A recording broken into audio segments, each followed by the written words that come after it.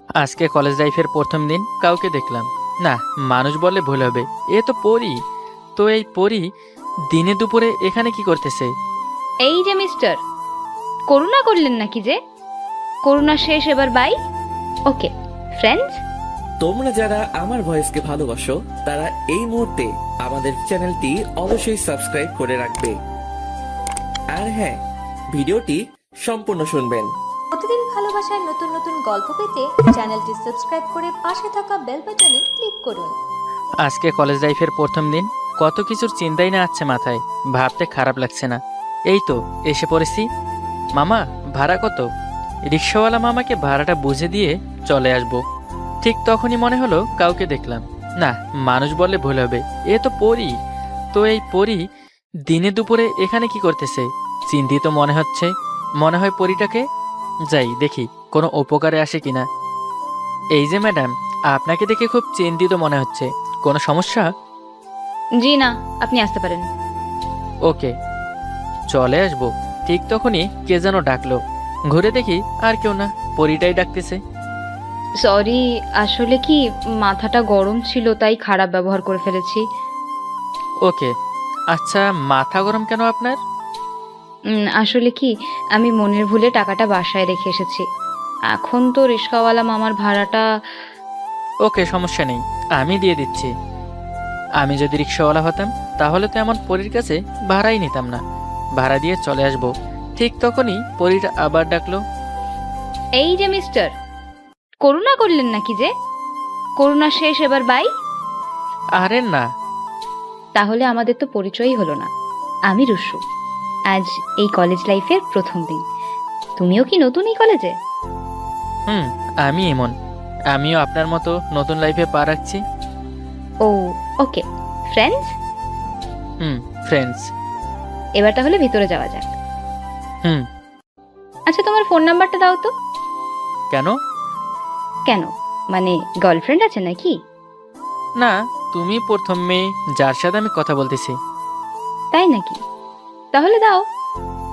017। আর যেহেতু আমরা ফ্রেন্ড, তো নো আপনি, জাস্ট তুমি বা তুই। আমার কাছে তুই করে বলতে ভালো লাগে না, শুধু তুমি। ওকে। ওকে। হ্যাঁ, ভালোই কাটলো প্রথম দিন। রাতে শুয়ে আছি, একটা অপরিচিত নাম্বার থেকে কল আসলো। রিসিভ করবো না ভেবেও কল করলাম। হ্যালো। হ্যালো, কে? আরে আমি রুশু, ভুলে গেছো? না, নাম্বার সেভ করা ছিল না তো তাই। ও। হুম। এভাবে কতটা রাত কথা বলে কাটিয়েছি জানি না। ইদানিং রুশু অনেক কেয়ার করে আমাকে, আর আমিও ওর মায়ায় পড়ে গেছি। অনেকটা ভালোবেসে ফেলেছি ওকে। ও হয়তো ভালোবাসে আমাকে, কারণ সেদিন আমার ক্লাসমেট ফারিয়ার সাথে একটু হেসে কথা বলেছিলাম, তাতে তো সে রেগে গরম সিঙ্গার হয়ে গেছিল। তার মধ্যে আবার ঝালও ছিল খুব। ফারিয়ার সাথে এত কি ছাগলের মতো হেসে হেসে কথা বললে? কই কিছু না তো। কেন, মেয়ে একটাই হচ্ছে না, আরো লাগবে? শোন, আমি ছাড়া যদি অন্য কোনো মেয়ের দিকে তাকাতে দেখেছি তাহলে শালা এমন জায়গায় মারবো না, তোর আম্মুকেও দেখতে পারবি না। এই না, দুষ্টু, এসব কাজ করতে নেই, বোকা মেয়ে। আমি এরপর কোনো মেয়ের সাথেই কথা বলবো না। মানে, আমিও তো মেয়ে তার মানে? তুই। আরে না, তুমি বাদে। হুম। এভাবেই আরো কাছাকাছি চলে আসি দুজন। এখন ইচ্ছা করলেও কেউ কাউকে ছাড়া থাকতে পারি না। একবার তো প্রচণ্ড জ্বরে ভুগছিলাম, 2 দিন তো কোথায় ছিলাম আমি জানি না। যখন একটু সুস্থ হলাম তখন তো আমি পুরো অবাক। এ কে আমার সামনে? আরে তুমি? কেন, অন্য কারো থাকার কথা ছিল নাকি? আরে না। তুই যখন খুব অসুস্থ ছিলি তখন সারাদিন পরিণামের একটা নাম্বার থেকে কল আসতো, আর তখন জানতে পারলাম তোর বেস্ট ফ্রেন্ডের কল ছিল ওটা, আর বাসার ঠিকানাও দেয় ওকে, আর কাল থেকে তোর সেবা করতে আসতেছে ও। ও, তাহলে এত দূর। যাক, জ্বরটা হয়েও ভালো হলো। খুব যত্ন নিয়েছিল আমার ও। তারপর থেকে প্রায় আসতো আমাদের বাসায়। আর 2 দিন যেতে না যেতেই আম্মু ওকে নিয়ে আসতে বলতো বাসায়। একদিন সকালে আম্মু জানালো যে আমাকে নাকি তার কোন ফ্রেন্ডের মেয়ের বিয়েতে যেতে হবে, তাও আবার একা, আম্মুকে ছেড়ে 2 দিন আগে। আর আম্মু যাবে পরে। একদিকে রুশুকে ছাড়া তো আমি থাকতেই পারবো না। আম্মুকে বলে দিলাম যে আমি একা যেতে পারবো না, একা ভালো লাগে না। একা কোথায়, রুশু যাচ্ছে তোর সাথে, আমি কল দিয়ে আসতে বলেছি। ওই তো চলে এসেছে। ইস, মিস করলাম। এখন একটা আমানত শাহ লুঙ্গি পরা থাকলে কি ড্যান্সটাই না মারতাম। বিকেলে আমি আর রুশু দুজনেই রওনা দিলাম আম্মুর ফ্রেন্ডের বাড়ির উদ্দেশ্যে। পথে কেউই কথা বললাম না কারোর সাথে, হয়তো আনন্দে। কিন্তু কিছুক্ষণ পর ও হঠাৎ বলে উঠল, আচ্ছা, তুই তো সেই আনন্দে একা একা যাচ্ছিলি, আমার কথা কি একটু মনে পড়েনি?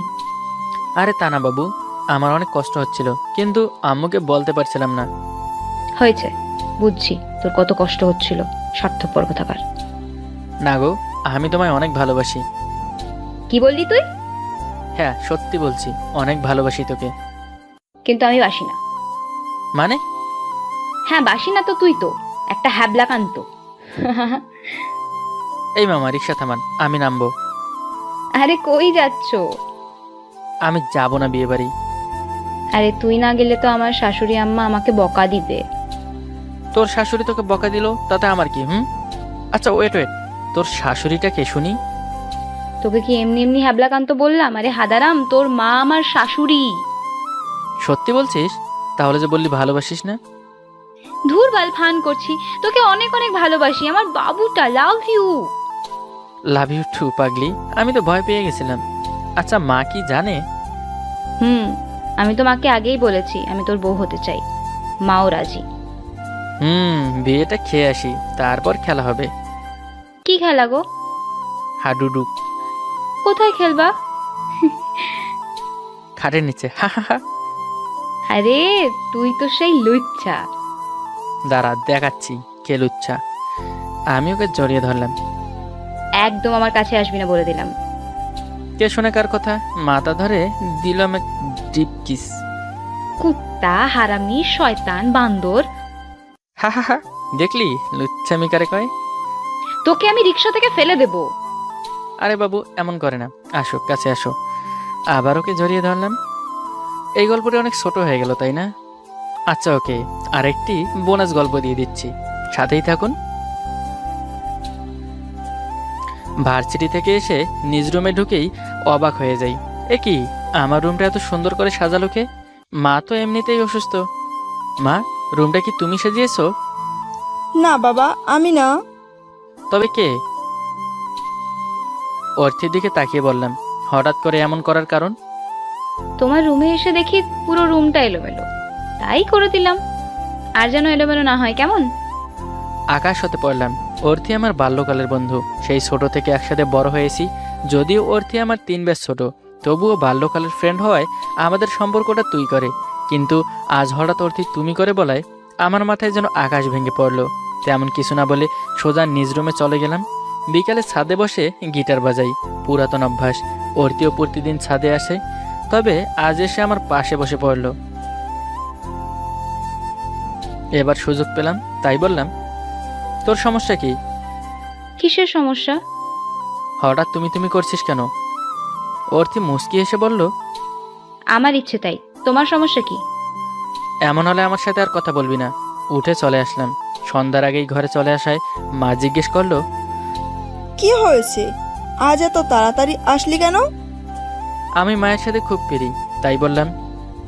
আর বলিও না তো, আজ সকাল থেকে অর্থি শুধু তুমি তুমি করছে। এখন ছাদে বসেও তুমি তুমি করছিল, তাই চলে আসলাম। মা মুচকি হেসে বলল, আচ্ছা, যা ফ্রেশ হয়ে নে। মায়ের হাসিটায় রহস্য ছিল, তবুও কিছু জিজ্ঞেস না করে চলে এলাম। বাড়িতে নতুন ভাড়াটিয়া এসেছে, একটি মেয়েও আছে আমার বয়সী। মেয়েটাও ছাদে আসে, ছাদে এসেই পরিচয় হয়। মেয়েটার গিটার শব্দ খুব ভালো লাগে। পাশের চেয়ার নিয়ে বসে গিটার শুনছে। তখনই অর্থি চলে এলো, এসে আমার পাশে বসলো। কিছুক্ষণ গিটার বাজানোর পর অর্থি বলল, ও, বলতে ভুলে গেছি, তোমাকে মা ডাকছে। আবার তুমি? রাগ করে উঠে চলে এসেছি। তবে হ্যাঁ, আসার সময় নতুন মেয়েটিকে বাই বলে এসেছি। ঘরে এসে মাকে বললাম, হ্যাঁ মা বলো, কেন ডাকছো? মা আমার দিকে তাকিয়ে বলল, কই, আমি তো ডাকিনি। মেজাজ পুরাই গরম হয়ে গেল। পিছনে ফিরেই দেখে অর্থি। রাগ নিয়ে বললাম, এই তুই মিথ্যা বললি কেন? অর্থি দ্বিগুণ রেগে বলল,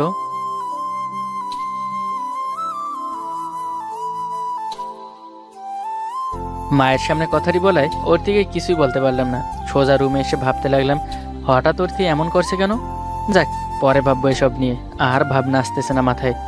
ভার্সিটিতে আজ শেষ দিন, তাই সবাই মিলে পার্টি করছি। বিশেষ করে আমরা যারা এখনো সিঙ্গেল থেকে গেছি তারা। আমাদের মাঝে একটি মেয়েও আছে, নাম পল্লবী, আমার খুব ঘনিষ্ঠ। দুবার প্রপোজও করেছিলাম, তবে অ্যাকসেপ্ট করিনি, কিন্তু বন্ধুত্ব ভাঙিনি। যখন ওর আরও ঘনিষ্ঠ হলাম তখন বুঝলাম ওর মতো বন্ধু হয় না, তাই ওকে নিয়ে ভালোবাসার স্বপ্নগুলো হাওয়া হয়ে গেল। পার্টি শেষে ভার্সিটি যাওয়ার সময় সবাই আবেগপ্রবণ হয়ে উঠলাম, একে অপরকে জড়িয়ে ধরলাম। তারপর বাসায় চলে এলাম, খুব টায়ার্ড লাগছে তাই ঘুম দিলাম। বিকেলে ছাদেও যাইনি। কিছুক্ষণ পর একজনের অনুপস্থিতি টের পেলাম, অর্থির। আজকে ওকে একবারও দেখিনি, তাই মাকে জিজ্ঞেস করলাম, মা, অর্থি আজ আসলো না কেন? মা বলল, তাতে তোর কি? ও না আসলে তোর জন্য ভালো, তোকে কেউ জ্বালাবে না। মায়ের এমন কিছু উত্তরে কিছুটা বিস্মিত হলাম। ওকে খুব মিস করছি। আসলে দুষ্টুমি করা মানুষগুলো হয়তো হঠাৎ দুষ্টুমি বন্ধ করে দিলে এক ধরনের শূন্যতা অনুভব হয়। পরে অর্থির বাসায় গেলাম, কিন্তু ও রুম আটকিয়ে রেখেছে। কিছুক্ষণ পর ফিরে চলে আসলাম। রাতে খাবার সময় মা বলল, তুই কি ভার্সিটির কোনো মেয়েকে ভালোবাসিস? আমি বিস্মিত হয়ে বললাম, আরে না, কি যে বলো। তাহলে ভার্সিটির গেটের সামনে যে মেয়েটাকে জড়িয়ে ধরলি ওটা কে? এবার তো টাসকে খেলাম। আমি বললাম, ও জাস্ট গুড ফ্রেন্ড। কিন্তু তোমরা জানলে কিভাবে? অর্থি দেখছে। মনে মনে বললাম, পাজি মেয়ে কোথাকার। দেখ, আমরা অর্থির সাথে তোর বিয়ে ঠিক করেছি, এই কথা তুই বাদে সবাই জানে। তুই কি রাজি? আমি কিছু বলার আগেই আব্বু বলল, ও রাজি নারাজি দিয়ে কি হবে, আমি যেটা ঠিক করেছি সেটাই হবে। তারপর আর তেমন কথা হয়নি। ঘুমাতে যে অর্থের কথা ভাবতে লাগলাম। এতদিন ওর আচরণ পরিবর্তনের কারণটা আজ বুঝতে পারলাম। ভার্সিটিতে এভাবে দেখে হয়তো সন্দেহ করেছে। সকালে উঠে সব ঠিক করতে হবে। সকালে উঠে ওর বাসায় গেলাম। আন্টির কাছ থেকে জানলাম অর্থি ছাদে আছে। ছাদে গেলাম, গিয়ে দেখলাম বাতাসে ওর চুলগুলো উঠছে। এতদিন এই সৌন্দর্য খেয়ালই করিনি। কথায় আছে না, হীরা পাশে থাকলে মানুষ বুঝতে পারে না।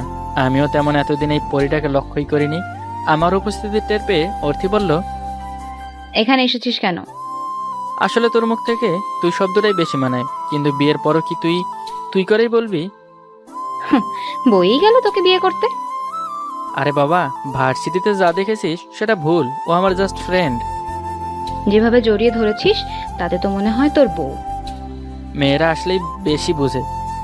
সত্য বললেই গায়ে লাগে। আচ্ছা ঠিক আছে, সরি। আর কখনোই কাউকে জড়িয়ে ধরবো না। আমাকেও না। আমি তখনই ওকে জড়িয়ে ধরে বললাম, তোকে ছাড়া আর কাউকে না। আমাদের বাবুনিকেও না। আরে বাহ, এত দ্রুত এত সব প্ল্যানিং করে রেখেছিস। এই চুপ। আর আজ থেকে তুই করে বলবে না, তুমি করে বলবে। জি হুকুম। সন্দেহের রাজকুমারী। অর্থি দুটো কিল মেরে আমার বুকে পড়ে রইল।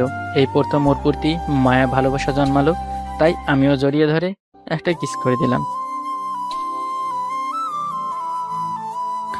দেখুন, আপনার প্রতি আমার কোনো ইন্টারেস্ট নেই। মায়ের জিদের জন্য বিয়েটা করতে হয়েছে। আপনি আমার বাবা মায়ের খেয়াল রাখলেই চলবে। বাসরাতে ঢুকেই কথাগুলো বলে বিজয় বারান্দায় চলে গেল। আফরিনা অবাক হয়ে তাকিয়ে রইল। এটা মোটেও আশা করেনি আফরিনা। রাগে ফুলে উঠেছে আফরিনা। বিজয়কে ধরে ইচ্ছে মতো পিটাতে মন চাচ্ছে আফরিনার। বিয়ে করবি না তো বাবা মাকে বললেই পারতি। আমার জীবনে বুলডোজার চালানি কেন? কিছুদিন পর এক রেস্টুরেন্টে। বলিস কি, তোর সাথে ভালো করে একবার কথাও বলেনি? কথা বলো তো দূরে থাক, একবার ভালো করে তাকাইনি পর্যন্ত। অর্পি হাসতে লাগলো। তা দেখে আরফিনের গা চলে উঠল, গলা টিপে ধরলো। Sorry sorry sorry. হাসি বন্ধ কর। ওকে। এখন কি করব? আইডিয়া থাকলে বল। উকিলের সাথে দেখা কর। তোর সাহস তো কম না, তুই আমার সংসার ভাঙার বুদ্ধি দিচ্ছিস? আরে স্যার, ফান করলাম। রাগে আমার মাথা নষ্ট আর তুই ফান করছিস? সরি বাবা, তোর কিসের আইডিয়া লাগবে? ওকে হাতের মুঠোয় আনবো কিভাবে সেই আইডিয়া। হায় রে কপাল, সবাই ছেলে পটায় আর তুই হাজবেন্ড পটাবি? দেখ, বিয়ে তো ছেলে খেলা নয়।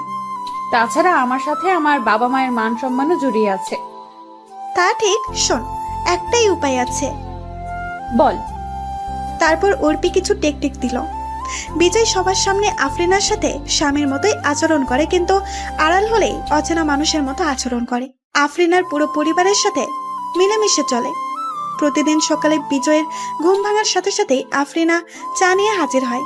চুলগুলো হালকা ভিজা ও ছড়ানো থাকে। না চাইতো বিজয় কিছুক্ষণের জন্য চোখ ফেরাতে পারে না। আফরিনা কাশি দিয়ে বিজয় সেই দৃষ্টি ভাঙিয়ে দেয়। একদিন আফরিনা ইচ্ছে করেই বিজয়ের শার্টের বোতাম ছিঁড়ে রেখেছে। বিজয় শার্ট পরেছে। আফরিনা আয়নার সামনে বসে সাজতেছে। বিজয় বারবার সেই দিকে তাকাচ্ছে আর শার্ট পরছে। হঠাৎ খেয়াল করলো শার্টের একটা বোতাম নেই। বিজয় সুই সুতা খুঁজতে লাগলো। কিছু লাগবে? সুই সুতা। কেন? আরফিনা সুই সুতা বের করে শার্ট পরা অবস্থাতেই বোতাম লাগাতে লাগলো। শার্টটা খুলে দিলে ভালো হয় না? আপনার লেট হয়ে যাবে। একটু সাবধানে, লেগে গেলে তো আবার বিপদ। চুপচাপ দাঁড়িয়ে থাকুন, নয়তো লেগে যাবে। বিজয় চুপচাপ দাঁড়িয়ে রইল। আরফিনা বোতাম লাগিয়ে দিল। বিজয় আরফিনাকে এই প্রথম এত কাছ থেকে দেখল। আরফিনা বিজয়ের মা বাবার প্রতি যথেষ্ট দায়িত্ববান। যা দেখে বিজয় খুবই খুশি। মেয়েটা একবারও কোনো অভিযোগ করেনি। কিছুদিন পর বিজয়ের বাবা আরফিনা ও বিজয়কে কক্সবাজারে ঘুরতে পাঠালো। আরফিনা ইচ্ছে করেই বিজয়ের কাঁধে মাথা রেখে ঘুমিয়ে পড়ল। বিজয় হোটেলে এসে 2টো রুম নিল। আরফিনা তো রেগে মেগেই আগুন, মুডটাই অফ হয়ে গেল। আরফিনা রুমে যে ঘুমিয়ে পড়ল। বিকেলে বিজয় এলো। কি চাই? আপনি কি রাগ করেছেন? কই না তো। বিজয় বুঝলো যে আরফিনা রেগে রয়েছে। ভাবলাম সমুদ্র সৈকত দেখতে যাব। যান না, ধরে রেখেছে কে? একা যেতে ভালো লাগছে না। রাস্তা থেকে কুকুর ধরে সাথে নিয়ে যান। বাড়াবাড়ি হচ্ছে কিন্তু। আপনি বাড়াবাড়ি দেখছেন কি? বিজয় চলে এলো। হোস্টেলে সিনক্রেট করা উচিত নয়। বিজয় সমুদ্রের পাড়ে চলে এলো। এ কি, আরফিনা এখানে? আপনি এখানে? আপনি আসতে পারলে আমি পারবো না কেন? বাপরে, কি ঝগড়াটে মেয়ে। কি বললেন? কিছু না। চুপচাপ পাশে দাঁড়িয়ে রইল। ছ্যাঁকা খেয়েছেন কয়টা? জি। ছ্যাঁকা কয়টা খেয়েছেন? আমি প্রেমই করি না। নারী বিদ্বেষী নাকি? উল্টাপাল্টা কথা বলছেন কেন? আপনার ব্যবহার দেখেই বোঝা যায় হয়তো ছ্যাঁকা খেয়েছেন, নয়তো নারী বিদ্বেষী। বুঝেছি, আপনাকে পাত্তা দেই না তো, তাই এসব বলছেন। যা সত্য তাই বললাম।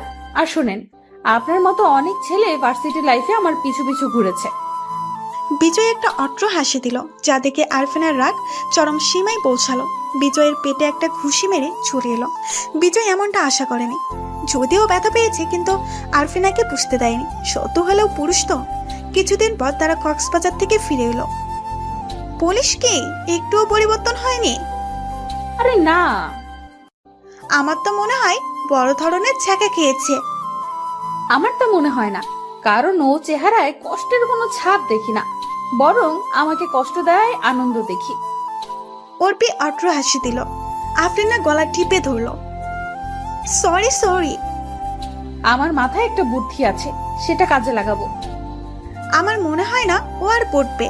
যে ছেলে সৌন্দর্য দেখে পটে না, সে আর কিসে পড়বে? ইমোশনস। মানে? পরে বলবো, এখন যাই। টিপসটা আমাকেও দিস। কে জানে আমার বিয়ের পরেও কাজে লাগতে পারে। কাজ হলে বলবো। আফরিনা বিজয়ের প্রতি আরো কেয়ার হলো। বিজয়ের কোন জিনিস কোথায় থাকে তা বিজয় না জানলেও আফরিনা জানা থাকে। এক রাতে কান্নার গুনগুন শব্দে বিজয়ের ঘুম ভেঙে গেল। বিজয় বুঝলো যে আফরিনা কান্না করতেছে। বিজয়ের মনে একটু খারাপ লাগলো। পরের দিন অফিসে বসে বিজয় আফরিনার কথা ভাবতে লাগলো। মেয়েটার প্রতি বেশি অন্যায় করা হচ্ছে। এখন পর্যন্ত ভালো করে কথাও বলিনি, তবুও মেয়েটা নিজের দায়িত্ব ঠিকই পালন করে যাচ্ছে। একটিবারও অভিযোগ করেনি। আমার কি উচিত না মেয়েটির হাত ধরা? ও যেমন ভালোবাসে, তার প্রতিদিনে অল্প একটু ভালোবাসা দেয়া। বিজয়ের মনের মধ্যে অনুশোচনাবোধ কাজ করতে লাগলো। নানান জল্পনা কল্পনার পর বিজয় সিদ্ধান্ত নিল আজ থেকে সেও আফরিনার মতো চলবে। আফরিনা কাছে আসলে সেও কাছে যাবে। সেই রাতেও একই কাহিনী হলো। আফরিনার গুনগুন কান্নার শব্দে বিজয়ের ঘুম ভেঙে গেল। আজকে বিজয়ের বুকটাও কষ্ট ফেটে যাচ্ছে। মেয়েটা তার কষ্ট সহ্য করতে না পেরে রাতের পর রাত কেঁদে কেঁদে পার করছে। না, এভাবে একটা মেয়েকে কাঁদানো কোনো অধিকার আমার নেই। আজ একটা নতুন সকালের সাথে নতুন জীবন শুরু করব। সকালে আফরিনা। আফরিনা দৌড়ে এলো, কারণ এই প্রথম বিজয়টাকে ডেকেছে। জি জি। চা হবে? এক্ষুনি আসছি। আফরিনা চা বানিয়ে নিয়ে এলো। 1 কাপ কেন? আমাকে দিবে না? এটা আপনার জন্যই। তাহলে তুমি আমি তো যাও কাপ নিয়ে আসো, এই 1 কাপ চা ভাগ করে খাবো। আফরিনা তো এসব সুযোগেরই অপেক্ষাতেই আছে। দৌড়ে যে কাপ নিয়ে এলো, তারপর একসাথে চা খেলো। বিজয় অফিসের জন্য রেডি হচ্ছে, আফরিনা সাজুগুজু করতেছে। চুলগুলো খুলে দাও, দেখতে ভালো লাগে। আফরিনা অবাক হয়ে বিজয়ের দিকে তাকালো। সত্যি? খুলে দাও। আফরিনা চুল খুলে দিল। অফিসে যাওয়ার আগে বিজয় আফরিনাকে বলল, আজ তাড়াতাড়ি আসবো, বিকেলে ঘুরতে যাব, রেডি হয়ে থেকো। জি। বিজয় হাসি মুখে চলে গেল। আফরিনা সাজতে শুরু করলো। কোন শাড়ি পরবে তা ঠিক করতেই পারছে না। নতুন সকালের সাথে আফরিনার জীবনে নতুন অধ্যায়ের শুরু হলো। ভালো মানুষগুলো যখন অন্যের উপর অন্যায় করে, তখন চোখের পানি তাদের মনের মধ্যে অনুশোচনাবোধ জাগিয়ে তোলে।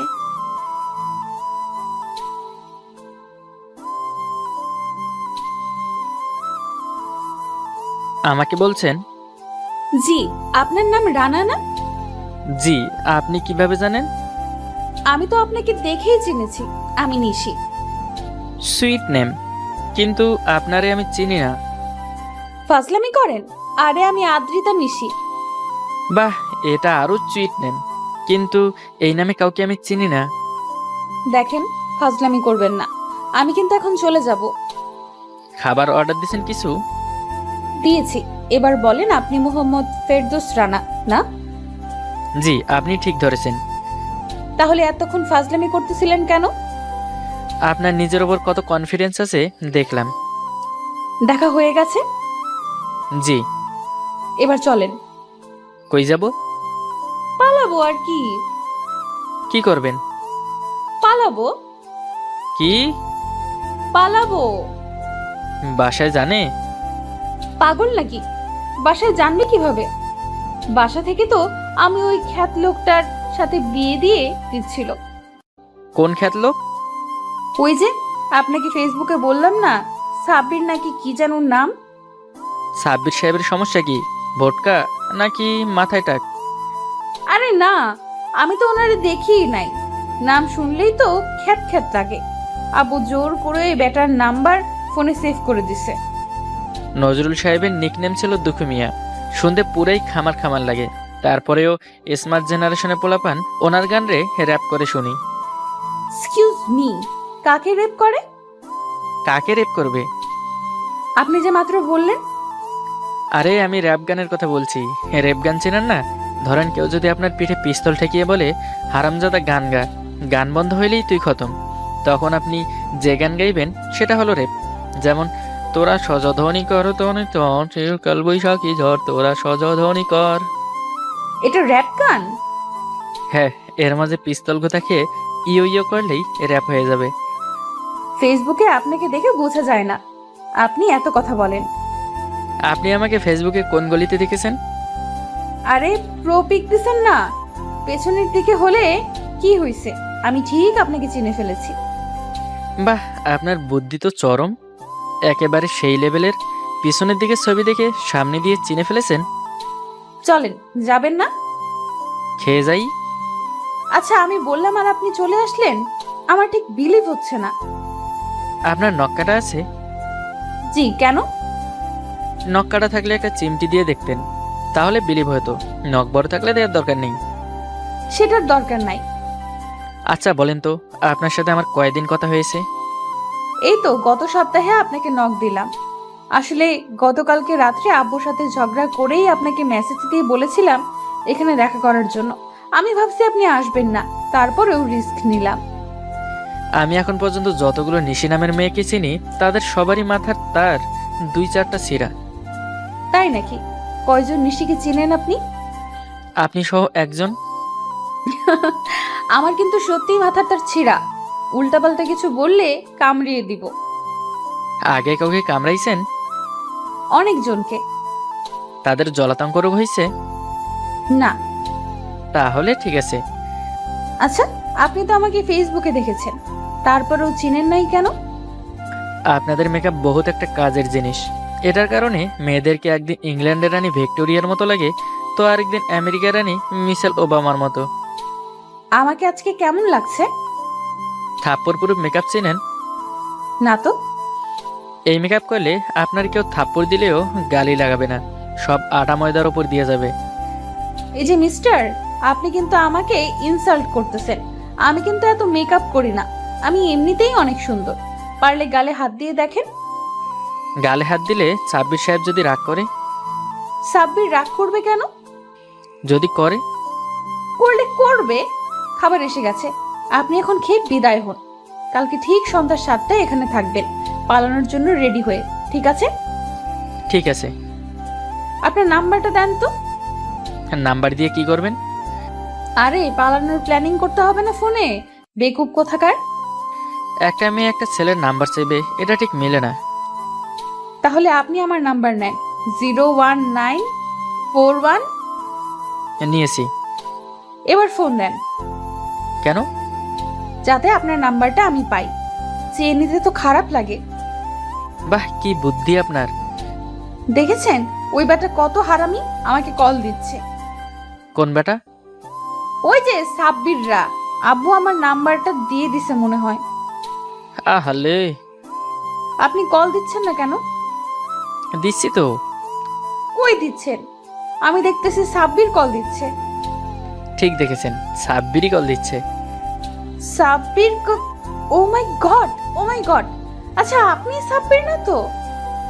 আমারও তো তাই মনে হচ্ছে। তাহলে ব্যাপারটা কি হলো? আপনি সাব্বির, আপনি রানা? জি, আসলে হয়েছে কি, ওয়েট, আমি গেস করতে পেরেছি। আপনি প্রথমে নীল আহমেদ রানা নাম দিয়ে ফেসবুকে আমার সাথে কথা বলেছেন, দেন আপনি আব্বুর কাছে বিয়ের প্রপোজাল পাঠাইছেন। M I right? হাফ চামচ ভুল হয়েছে। বিয়ের প্রপোজাল আমি পাঠাই নাই। আম্মু আমার আইডিতে আপনার ছবি দেখে পছন্দ করেছে, তারপর আপনার আব্বার কাছে প্রপোজাল পাঠাইছে। ইউ মিন আপনার আম্মু আপনার আইডিও চালায়? আই মিন আমাদের আম্মু আমাকেও চালায়। আমাদের আম্মু মানে? আপনার আমার ইকুয়াল আমাদের। আমার আম্মু কেন হতে যাবে? কারণ বিয়েটা হচ্ছে। আপনি কিভাবে জানলেন? আমার আম্মুকে আপনি চিনেন না? উনি আপনাকে পছন্দ করেছেন মানে আপনাকে বিয়ে করতেই হবে। আমি কিন্তু রান্না পারি না। আমার অনেক দিনের শখ, একজন রান্না না পারা মেয়েকে বিয়ে করব। কেন? বিয়ের পর আম্মু বউকে রান্না শেখাবে, ভাবতেই আনন্দ লাগতেছে। সো সুইট, আমি রাজি। আমিও। বিয়ের পর আম্মু বউকে রান্না শেখাবে, বাহ কি মজা।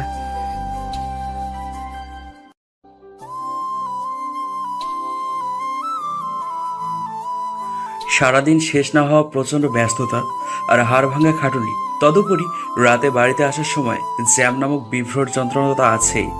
এগুলো অতিক্রম করে দিন অতিবাহিত করছে ইমু। মাঝে মাঝে কাজগুলোর প্রতি একটু ঘৃণা জমে যায়। ইচ্ছে হয় যদি বাড়িতে বসে বসের মতো অফিস করতে পারতাম, তাহলে কতই না ভালো হতো। তবুও এই সকল কষ্টগুলোকে জীবিকার তাগিদে মেনে নিতেই হয়।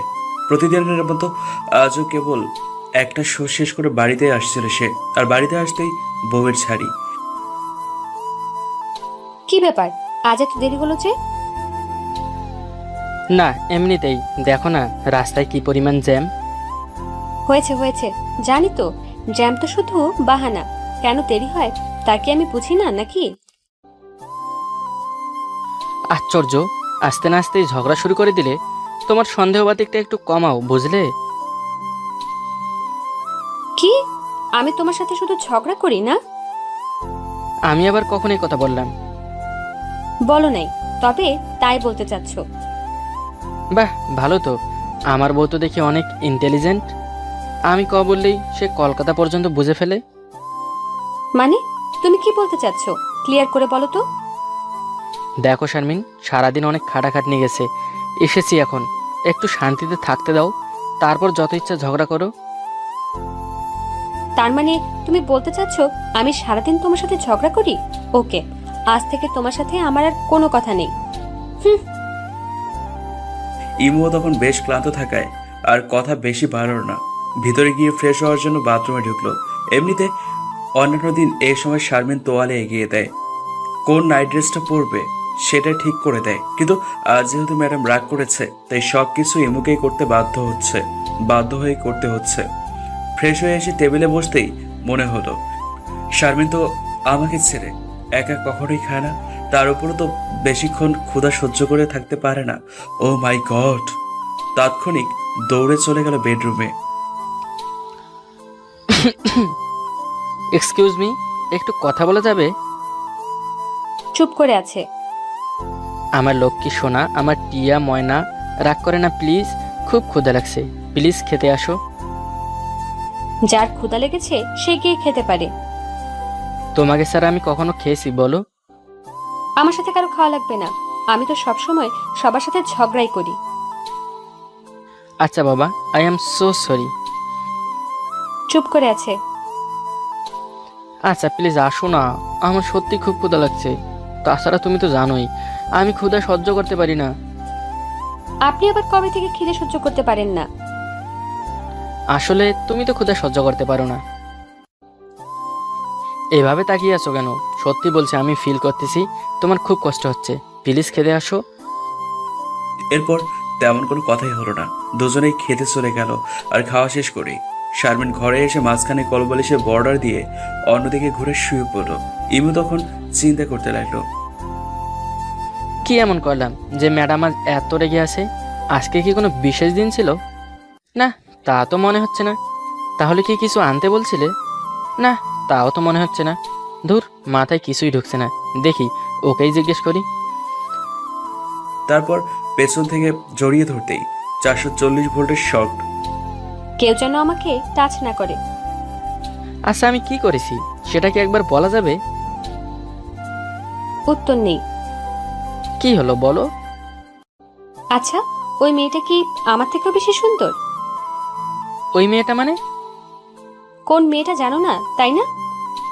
আজকে সংবাদ পড়ার শুরুতে আবার সংবাদ শেষে তোমার পাশের মেয়েটার দিকে তাকাওনি তুমি? আবার ফিসফিস করে কি যেন কথাও বলেছিলে। আমি আবার কখন ওর দিকে তাকালাম? ইস, ভেজা বিড়াল একেবারে ভাজা মাছটাও উল্টে খেতে পারে না।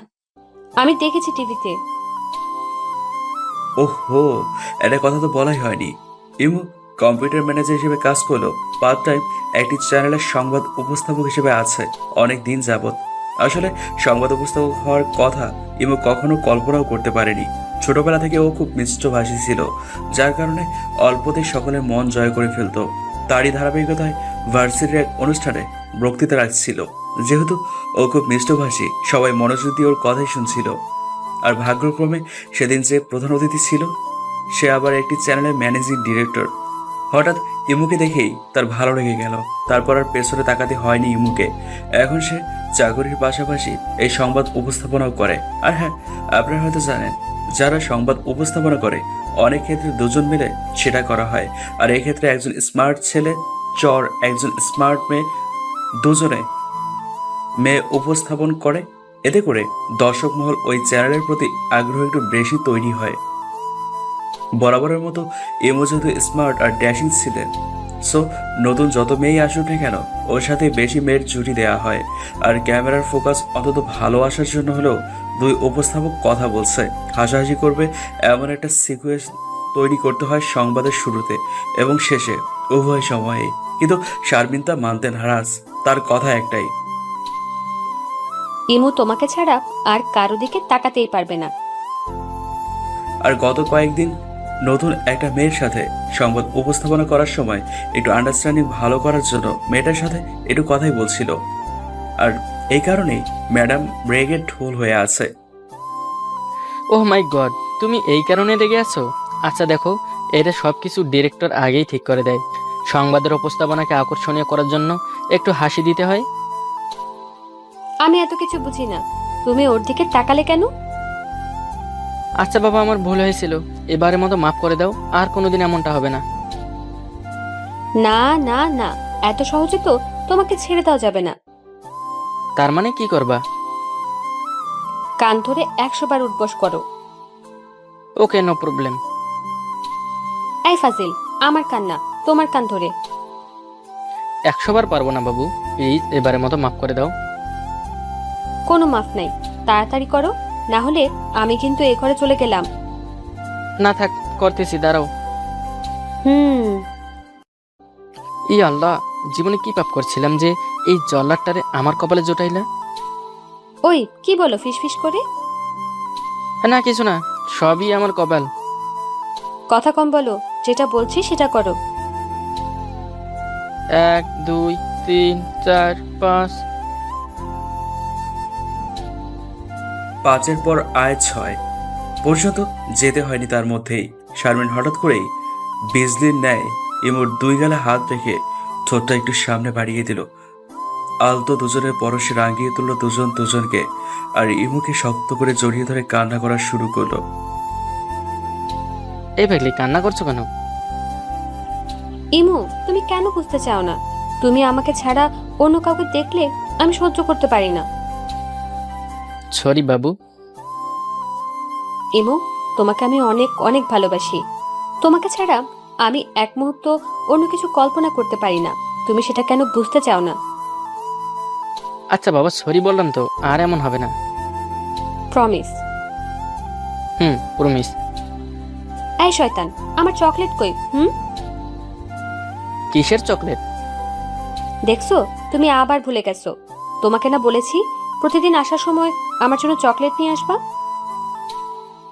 ও my god, I am so sorry বাবু। তা ভাল লাগে না কিছু, বুঝছি। তুমি আমাকে একটুও ভালোবাসো না। এই যে ম্যাডাম, এই নিন। আমি পেছন থেকে চকলেট বের করে দিলাম। ওয়াও, তুমি আনছো? Thank you, thank you. আহা, শুধু থ্যাংক ইউতে কোনো হবে না, আমার মিষ্টিগুলো দাও।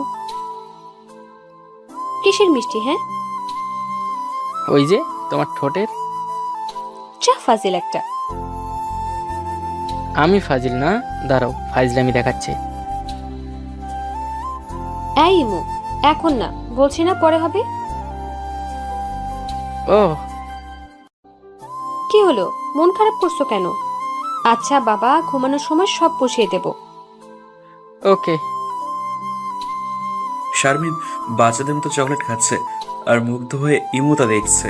আচ্ছা, ও এত সুন্দর কেন? যত দেখি ততই নতুন করে প্রেমে পড়তে ইচ্ছে হয়।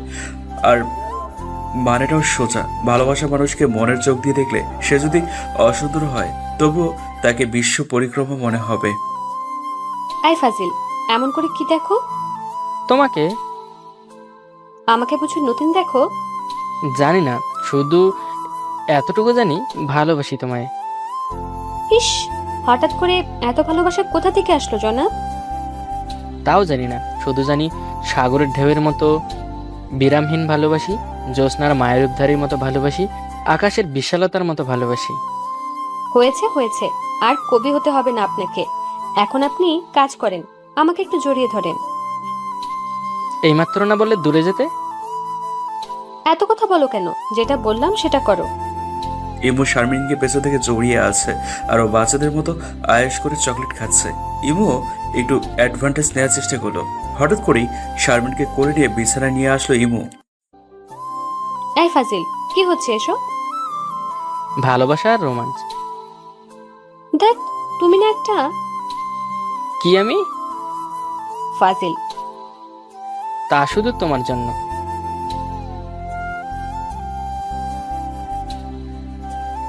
তুমি কি আমাকে পছন্দ করো? হ্যাঁ, করি। আমাকে কি সত্যি ভালোবাসো? হ্যাঁ, অনেক ভালোবাসি। তাহলে তুমি আমাকে বিয়ে করবে কবে? কি হলো, জবাব দাও। তুমি বিয়ের জন্য রাজি হলে আমি আমার বাবা মাকে বলতে পারি তোমাদের বাড়িতে বিয়ের প্রস্তাব নিয়ে যেতে। মারিয়া কোনো কথা না বলে ফোন রেখে দেয়। মারিয়ার সাথে আমার প্রথম দেখা হয় তাদের কলেজে। আমি একদিন আমার বন্ধু রাকিবের সাথে দেখা করতে তার কলেজে যাই। তখনই মারিয়াকে প্রথম দেখি। প্রথম দেখাতে তাকে আমার খুব ভালো লেগে যায়। তাই মারিয়াকে দেখিয়ে রাকিবকে জিজ্ঞেস করি, দোস্ত, নীল ড্রেস পরা মেয়েটা কে রে? ওর নাম মারিয়া, এই কলেজে পড়ে। কেন, কি হয়েছে? কিছু হয়নি, তবে কিছুদিন পর হবে। কি হবে দোস্ত? তোর ভাবি হবে মারিয়া। ওই শালা, হা হা হা করবি না। সব দাঁত ভেঙে দিব নয়তো। দেখ দোস্ত, তোর কিন্তু আমারে একটা হেল্প করতে হবে। কি করতে হবে বল। তার বয়ফ্রেন্ড আছে কিনা একটু খোঁজ নিয়ে দেখ। যদি তার বয়ফ্রেন্ড না থাকে তাহলে তার মোবাইল নাম্বারটা জোগাড় করে দে। তার সাথে আমার তেমন কথাবার্তা হয় না, তাই তার সম্পর্কে আমি কিচ্ছু জানি না। তবে আমি খোঁজ খবর নিয়ে দেখছি, তোকে রাতের মধ্যে জানাবো। ওই দিন রাতে রাকিব এসে মারিয়ার মোবাইল নাম্বার দিয়ে বলল তার কোনো বয়ফ্রেন্ড নেই। পরের দিন মারিয়াকে কল দিলাম, তার সাথে কথা বলে আমার সব পরিচয় দিলাম, তার নাম্বারটা কোথায় পেলাম সেটাও বলে দিলাম। এরপর থেকে মাঝে মাঝেই তার সাথে কথা হতো। কিছুদিনের মধ্যে আমরা ভালো বন্ধু হয়ে যাই। মাঝে মাঝে রাকিবের সাথে দেখা করার নাম দিয়ে কলেজে গিয়ে মারিয়ার সাথে দেখা করে আসি। এভাবে 2 মাস চলে যাওয়ার পর আমি আমার মনের কথাটা মনের মধ্যে রাখতে পারিনি। একদিন ওকে বলেই দেই আমি তোমাকে ভালোবাসি, কিন্তু তখন মারিয়া রাজি হয়নি। সে বলল আমাকে ভালোবাসা তার পক্ষে সম্ভব না।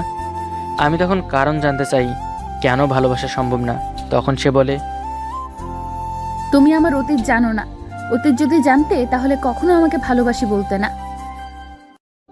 তখন আমি ওকে বলি তোমার অতীত আমি জানতে চাই না, শুনতেও চাই না। আমি বর্তমানে তোমাকে ভালোবাসি। অনেক করে বুঝালাম, তারপরেও সে রাজি হয় না। এরপর প্রায় 2 মাস ধরে অনেক চেষ্টা করে তার মুখ থেকে ভালোবাসি কথাটা শুনতে পাই। ধরতে গেলে এক প্রকার জোর করে আমাকে ভালোবাসতে বাধ্য করি। এখন আমাদের সম্পর্ক হলো 1 বছর। সে আমাকে অনেক ভালোবাসে, কিন্তু যখনই বিয়ের কথা বলি তার মুখটা কালো হয়ে যায়। সে কোনো কথাই বলে না, চুপ হয়ে থাকে।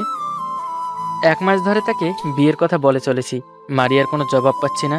তাই সিদ্ধান্ত নিলাম কালকে আমাকে জানতেই হবে বিয়ের কথা বললে মারিয়ার কেন চুপ হয়ে থাকে, কেন তার হাসি ভরা মুখটা বিয়ের কথা শুনলেই কালো হয়ে যায়। পরের দিন সকালে মারিয়াকে না জানিয়ে তাদের বাসায় চলে গেলাম। তখন সে কলেজে ছিল। বাসা থেকে বের হবার আগে সব প্রস্তুতি নিয়ে এসেছিলাম। মারিয়াদের ঘরে ঢুকে আঙ্কেল আর আন্টিকে সালাম করে বললাম, আঙ্কেল, আমার নাম জাবেদ। আমি মারিয়াকে ভালোবাসি, তাকে বিয়ে করতে চাই। আমার কথা বলার ভঙ্গি দেখে ওনারা হেসে দিলেন। হা হা হা হা হা, তাই? কিন্তু মারিয়া তো কখনো তোমার কথা বলেনি। সে কি তোমায় ভালোবাসে? জি অবশ্যই, অবশ্যই ভালোবাসে। তুমি শিওর? 100% শিওর। আমাদের 1 বছরের সম্পর্ক। আচ্ছা, আমি আজকে মারিয়াকে জিজ্ঞেস করে জেনে নেব। তো আঙ্কেল, মা বাবাকে আসতে বলবো কখন? তোমার মা বাবা আসবে কেন? বিয়ের প্রস্তাব নিয়ে আসবে, বিয়ের কথাবার্তা ফাইনাল করতে আসবে। কথাটা শোনার পর ওনার হাসি হাসি মুখটা হঠাৎ করে কেমন যেন অন্ধকার হয়ে গেল। আমি অবাক হলাম, এ কেমন লোকজন! ভালোবাসবে ঠিক আছে, পছন্দ হবে ঠিক আছে, কিন্তু বিয়ের কথা বললেই মুখ অন্ধকার। আঙ্কেল আর কোনো কথা না বলে চুপ হয়ে থাকেন। আমার তখন মেজাজটা গরম হয়ে যায়। তখন আমি বলি, আপনাদের সমস্যাটা কোথায়? যাকে বিয়ের কথা বলি সেই চুপ হয়ে থাকেন কেন? তারপরেও আঙ্কেল কোনো কথা বলল না। তখন আন্টি বলল, দেখো বাবা, মারিয়া যদি সত্যি সত্যি তোমাকে ভালোবেসে থাকে তাহলে কখনোই সে তোমাকে বিয়ে করতে চাইবে না, কখনো না। আমি অবাক হয়ে জিজ্ঞেস করলাম, কেন আন্টি, বিয়ে করবে না কেন? আন্টি তখন বলে, সে তোমাকে তার অতীত সম্পর্কে কিছুই বলে নাই? আমি বলি, না আন্টি, কিছু বলে নেই। তবে আমাদের সম্পর্ক হবার আগে সে আমাকে তার অতীত সম্পর্কে বলতে চেয়েছিল। আমি শুনতে রাজি হইনি। আচ্ছা আন্টি, আপনি কি আমাকে ব্যাপারটা খুলে বলবেন? কেন মারিয়া আমাকে বিয়ে করবে না? তার সমস্যাটা কোথায়? তারপর আন্টি বলতে লাগলেন, 2 বছর আগে তার বিয়ে ঠিক করা হয়েছিল, কিন্তু যার সাথে তার বিয়ে ঠিক হয়েছিল ছেলেটা বিয়ের আগের দিন তার চাচাতো বোনকে নিয়ে পালিয়ে যায়। এরপর থেকেই ওদের আর খোঁজ পাওয়া গেল না, এমনকি তার পরিবারও না। এই ঘটনার 3 মাস পরে মারিয়ার আবার বিয়ে ঠিক করে একটা ভালো পরিবারে। বিয়ের দিন পর্যন্তই সব ঠিকঠাক মতোই চলল, কিন্তু বিয়ের দিন বরযাত্রী আসার সময় রাস্তায় তাদের গাড়ি অ্যাক্সিডেন্ট করে। বাসের ভেতর সব লোক মারা যায়, সাথে মারিয়ার বড়। সেখান থেকেই লোকেরা নানান কথা বলে, মারিয়া নাকি কখনো বিয়ে হবে না, সে নাকি অলক্ষী মেয়ে। যেখানে তার বিয়ে হবে সেই পরিবারের সুখ শান্তি সব নষ্ট হয়ে যাবে। যে ছেলের সাথে তার বিয়ে হবে সে বেশি দিন পৃথিবীতে বাঁচবে না। বিয়ের কিছুদিন পর সে মারা যাবে। আরো অনেক বাজে বাজে কথা বলতে লাগলো। তারপরেও আমরা ওকে বিয়ে দিতে চাইলাম, কিন্তু বরপক্ষ যখনই তার আগের 2টা ঘটনা শুনে তখনই কেউ আর রাজি হয় না। দুইটা ঘটনাই তার জীবনে ঘটে যাওয়াতে মারিয়া এখন নিজেকে নিজেই অলক্ষী মেয়ে মনে করে মানুষের আজে বাজে কথাগুলোই সত্যি। একটানা কথাগুলো বলে গেলেন আন্টি। আমি আন্টি আর আঙ্কেলের মুখের দিকে তাকালাম, দেখি দুজনের চোখে জল। আমি 1 মিনিট নীরব হয়ে থাকলাম, তারপর বললাম, দেখেন, আমি আমার মা বাবাকে আগামীকাল বিয়ের প্রস্তাব নিয়ে পাঠাবো, আশা করি আপনারা প্রস্তাবে রাজি হবেন। এই বলে সালাম দিয়ে ঘর থেকে বের হয়ে আসি। 10 বছর পর মারিয়ার সাথে আমার বিয়ে হয়েছে। 10 বছর দেখতে দেখতে 10টা বছর কখন পার হয়ে গেল বুঝতেই পারি নাই। আর বিয়ের 10 বছর কোনো অলক্ষণে কিছু ঘটে নাই আমার সাথে বা আমার পরিবারের সাথে। আর উল্টো সব কিছু ভালো হতে লাগলো। বিয়ের আগে বেকার ছিলাম, এখন বিয়ের পর ভালো একটা জব পেলাম। আমাদের অভাবের সংসার ছিল, কিন্তু এখন আর অভাব জিনিসটা আমাদের সংসারে নেই। মারিয়াকে বউ করে ঘরে আনার পর থেকে আমাদের ঘরটা সুখে শান্তিতে ভরে গেল। আর এখন আমাদের 1 মেয়ে 1 ছেলে, তাদের নাম মার্জিয়া আর জাকির। সবসময় দুজনে ঘরটাকে আলোকিত করে রাখে। বিছানার ঠিক মাঝখানে আমি শুয়ে আছি, আমার বুকে মাথা রেখে শুয়ে আছে মারিয়া। সে বলল, আমার খুব ঘুম পাচ্ছে। তুমি ঘুমাও, আমি কি তোমাকে ডিস্টার্ব করছি নাকি? না, কিন্তু ঘুমাতে ইচ্ছে করে না। সারা রাত তোমার সাথে গল্প করতে ইচ্ছে করে। ঠিক সেই সময়ে কারেন্ট চলে যায়। আমি তখন বললাম, এই কারেন্ট তো নেই, চলো না ছাদে যাই, ছাদে গিয়ে দুজনে গল্প করি। না না, এত রাতে ছাদে একদম যাওয়া যাবে না। কেন? আমার খুব ভয় করতেছে। কিসের ভয়? দেখো, আমাদের ছাদে রেলিং নাই, তাছাড়া এখন অনেক অন্ধকার ছাদে। ও, এতক্ষণে বুঝলাম আমার কিছু হয়ে যাবে এই ভয় তোমার মনে। বিয়ের 10 বছর হয়ে গেল, এখনো তুমি ভয় পাচ্ছ? এবারে একটু বিরক্ত বোধ করে তার মাথা আমার বুক থেকে সরিয়ে দেয়। ঠিক তখনই আবার কারেন্ট চলে আসে। ছাদে যাওয়া লাগবে না, কারেন্ট চলে আসছে। এখন তোমার বুকে মাথা রেখে আমাকে ঘুমাতে দাও। এই বলে আবার আমার বুকে মাথা রাখলো। তখনই আমার মনে একটা দুষ্টু বুদ্ধি এলো। মনে মনে ভাবলাম একটু ভয় দেখাই তাকে, যেমন ভাবা তেমনই কাজ। আমি ওকে বললাম, এই অনেক গরম লাগছে, একটু মাথাটা সরাও, আমি ফ্যানের সুইচটা অন করে দেই। তারপর আমি উঠে গিয়ে এমনভাবে অভিনয় করলাম যে ফ্যানের সুইচ দেওয়ার সময় আমাকে ইলেকট্রিক শক লাগে। আমি একটা চিৎকার দিয়ে সেখানে শুয়ে পড়লাম। মারিয়া তখন চিৎকার করে আমাকে এসে জড়িয়ে ধরে। হাই, তোমার কি হয়েছে? কথা বলো, চোখ খোলো। পাগলিটার কান্না দেখে তাড়াতাড়ি উঠে বসলাম। আরে আমার কিছু হয়নি, আমি তো একটু মজা করলাম তোমার সাথে।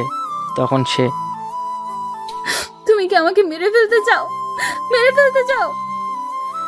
তখন আমি ওকে জড়িয়ে ধরে বলি, না, শুধু ভালোবাসতে চাই, ভালোবাসতে চাই। এই যে মিস্টার ছ্যাঁচড়া, গাছের দিকে তাকিয়ে কি দেখো? গাছে কয়টা আম ধরেছে সেটা গুনতেছি। ঢং দেখানোর জায়গা পাও না? গাছের আম গোনাও কি দোষ? প্রতিদিন সকালবেলা তোমার এখানে কি? এই জায়গাটা আমাদের, আব্বু বলছে আমগুলো দেখে রাখতে। হি হি হি। কি বিশ্রী হাসি! হা হা হা। উফ, আজব ছেলে তো তুমি। কথাটা বলেই আনিকা ঠাস করে জানালাটা বন্ধ করে দিল। রাহাত হচ্ছে সেই ছেলে যে আনিকার জন্য পাগল, এক দেখাতেই তার ভালো লেগে যায়। একদিন নিজেদের জায়গা দেখতে এসে আনিকাকে দেখেছিল চুল ছেড়ে দেওয়া অবস্থায়। ওই দিন থেকেই রাহাত আনিকাকে একদম মনের মধ্যে জায়গা দিয়েছে। তাই তো এখন নিজেদের জায়গা দেখার নামে আনিকাকে প্রতিদিন দেখতে আসে। তবে আনিকা ছেলেটিকে একদম সহ্য করতে পারে না, কারণ কোনো একটা সকাল বাদ যায় না রাহাতের মতো একটা বিশ্রী ছেলেকে আনিকার চোখে না পড়া। পরের দিন সকালবেলা, হাই, কেমন আছো? জানি না, তোমার সাথে ওই ছেলেটা কে? আজকে আমগুলো পারবো, তাই ওকে সাথে করে নিয়ে এসেছি। তুমি এরকম স্যাঁচড়া পোলা কেন? আমি কি করছি? আব্বু বলেছে আমগুলো পেরে পাশের বাড়িগুলোতে দিয়ে আসতে, আর সাথে নিজেদের বাড়িতে নিয়ে যেতে। তার মানে কি তুমি এখন আমাদের বাড়িতে আসবে? তোমাদের বাড়িতে যাব, তোমাদের সাথে যে বাড়িটা আছে ওই বাড়িতেও যাব। তুমি আসলেই একটা ছ্যাঁচড়া ছেলে। একটা মেয়েকে দেখার জন্য সবকিছুই করতে পারো। এতক্ষণে ব্যাপারটা বুঝতে পারলে? আমি এখনই দরজা বন্ধ করে দিব, দেখি তুমি কেমনে আমাদের বাড়িতে আসতে পারো। ব্যাপার না, আজ আমি তোমাদের বাড়িতে যাবই। দেখা যাবে। একটু পর রাহাত আমগুলো নিয়ে আনিকাদের বাড়িতে গিয়ে নক করতেই আনিকার আম্মু এসে দরজা খুলে দিল। কে বাবা তুমি? আমি আপনাদের জামাই। রাহাত খুব আস্তে কথাটা বলল, যেটা আনিকার আম্মুর কান পর্যন্ত পৌঁছায়নি। কিছু বলবে বাবা? না আন্টি, কিছু বলি নেই। আপনি আমাকে চিনবেন না। আপনাদের বাড়ির পেছনে যে অনেকগুলো আম গাছ আছে, ওইগুলো সব আমাদের। আব্বু বলেছে কিছু আম পেড়ে যেন পাশের বাড়িগুলোতে দিয়ে আসি। ও, খুব ভালো করেছো। বসো বাবা তুমি, আমি তোমার জন্য কিছু খাবার নিয়ে আসি। আন্টি থাক, লাগবে না, শুধু এক গ্লাস ঠান্ডা পানি দেন, খুব পিপাসা পেয়েছে। আচ্ছা ঠিক আছে। আন্টি, আনিকা কোথায়? তুমি অনিকাকে চিনো নাকি? এ রে, কথাটা বলে তো নিজের বাস নিজেই রেডি করলো রাহাত। না আন্টি, আমি আর আনিকা একই কলেজে পড়তাম। ও, অনিকা তো গোসল করতে গেছে, একটু পরে বের হবে। তুমি বসো বাবা একটু।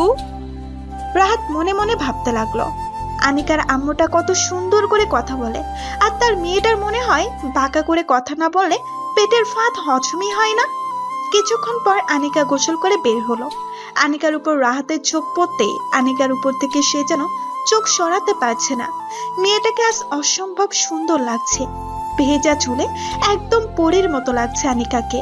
রাহাতের ইচ্ছে করছিল ওই সময় আনিকার একটু স্পর্শ নিতে।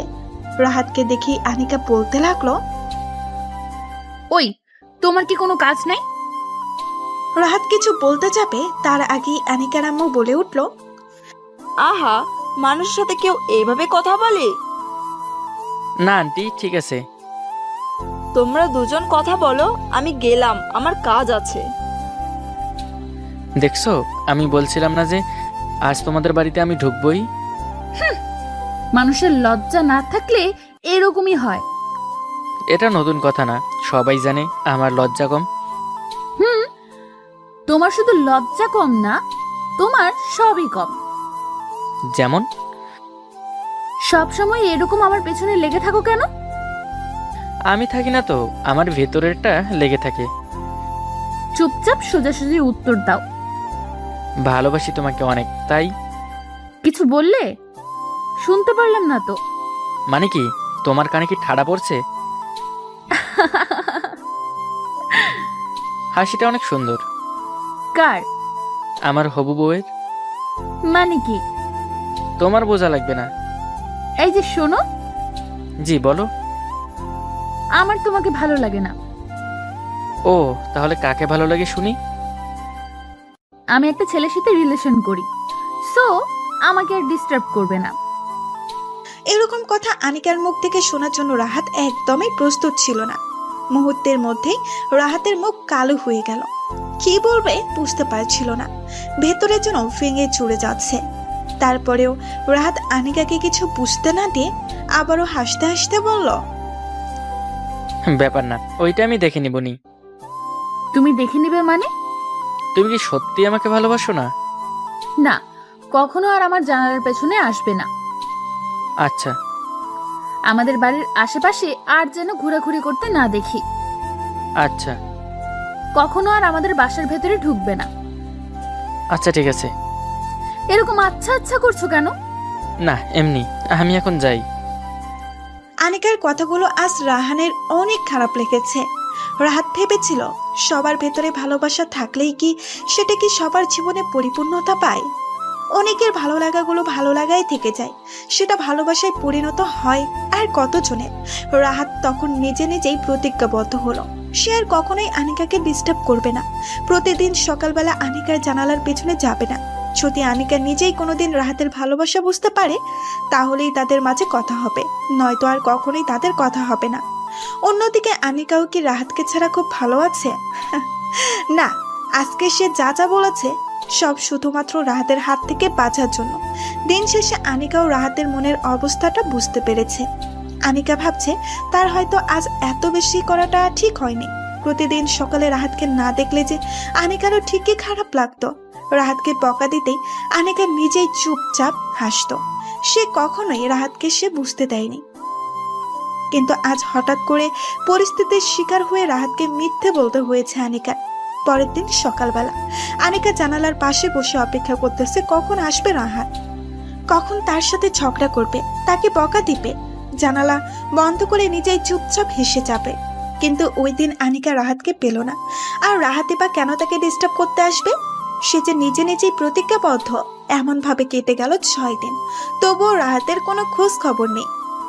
আনিকার মনটাও অনেক খারাপ।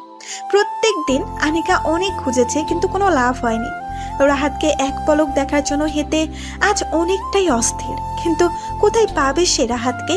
রাহাতের বাসার ঠিকানা, ফোন নাম্বার কোনোটাই তো সে জানতো না। আনিকার মাথায় সব সময় একটাই বিষয় ঘুরপাক খাচ্ছে, তাকে যেভাবেই হোক রাহাতের সাথে দেখা করতে হবে। কিন্তু কিভাবে দেখা করবে সে? রাহাতকে নিয়ে ভাবতে ভাবতে আরো 2-3 দিন কেটে গেল। একদিন সকালবেলা আনিকা আনমনা হয়ে জানালার পাশে বসে আছে। তার হঠাৎ করে মনে হলো কেউ একজন তার জানালার পাশ দিয়ে গেল এবং সে তাকে চিনে। আনিকা একটু চিৎকার দিয়েই বলল, এই ছেলে, এদিকে আসো তো। বলেন। তোমাকে কোথায় যেন দেখছিলাম, বলো তো। আরে আপা, আমাকে চিনতে পারছেন না? আফা কি? আপু বলো। ওকে আপু। এবার বলো, কোথায় দেখেছিলাম তোমায়? এই তো, এইখানে একদিন আমি রাহাত ভাইয়ের সাথে আম পেড়ে দিতে আসছিলাম। উপস, তো তোমার রাহাত ভাই কোথায়? তাকে আর দেখা যায় না কেন? কেন, রাহাত ভাই তো বাসায়। আমায় একটু ওর বাসার ঠিকানা দেবে?